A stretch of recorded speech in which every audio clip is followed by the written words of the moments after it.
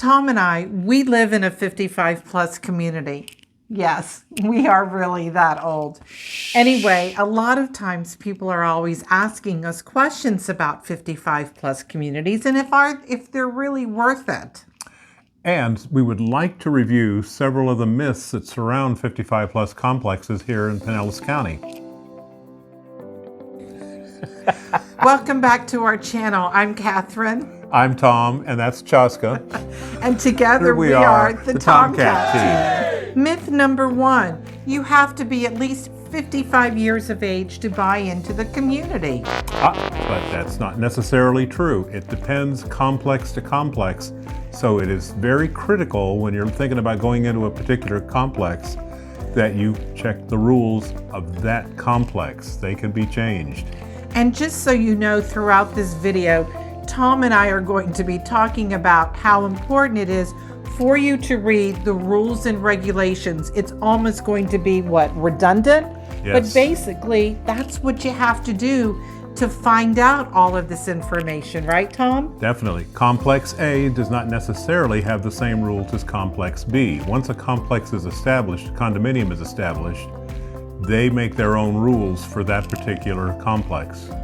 General rule, again, general, not necessarily specific. The general rule is that at least one resident, one owner, has to be 55 or older. And that usually is the spouse. Like, he's a little bit older than me. So if we were to have bought into this place at the time, he was over 55, I was not quite 55.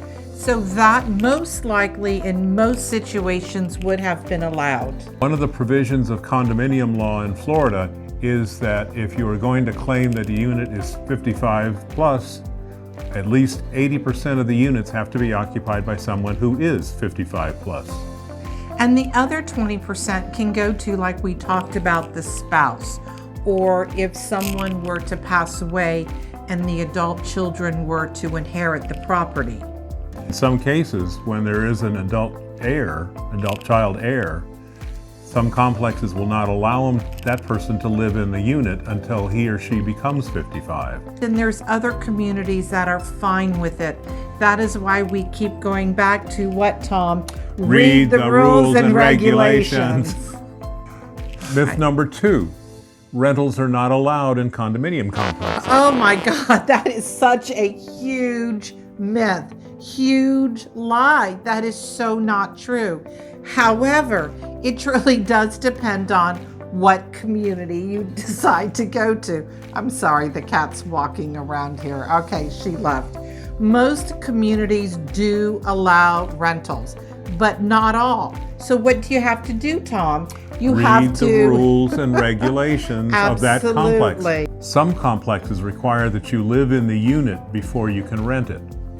Usually in a 55 plus complex, whoever you rent it to has to be at least 55 years of age, and they'll have to go through the entire interview process like you did when you purchased the unit. Myth number 3, no pets.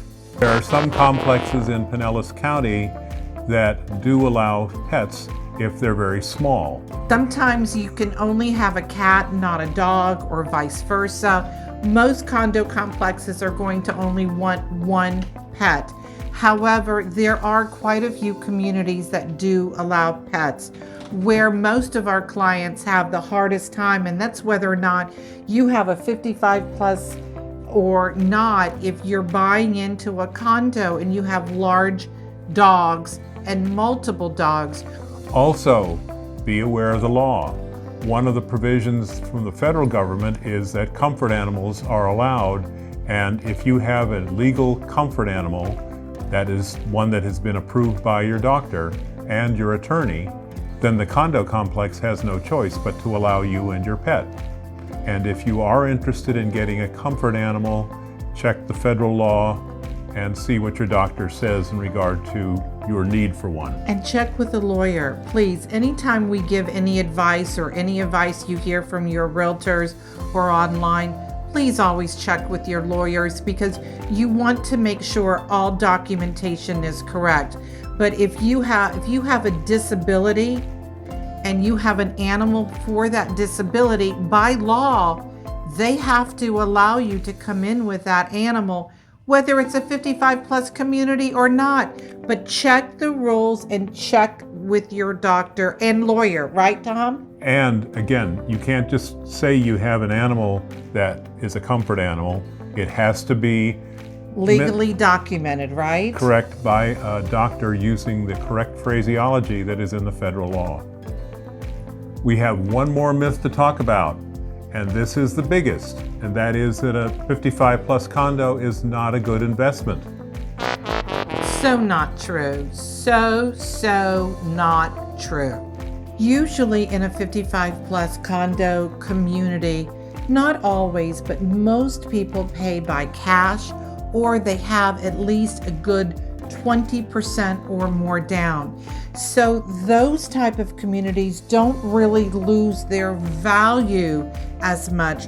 You usually don't have short sales and foreclosures as much as you would have in non-55 plus communities. In a 55 plus community, there may be a smaller pool of buyers than if a home were open to all ages. However, the U.S. active adult community's market size was valued at $587.7 billion, that is billion with a B, in 2022, and is expected to grow to about $805 billion, again with a B, by 2030. But always do your due diligence.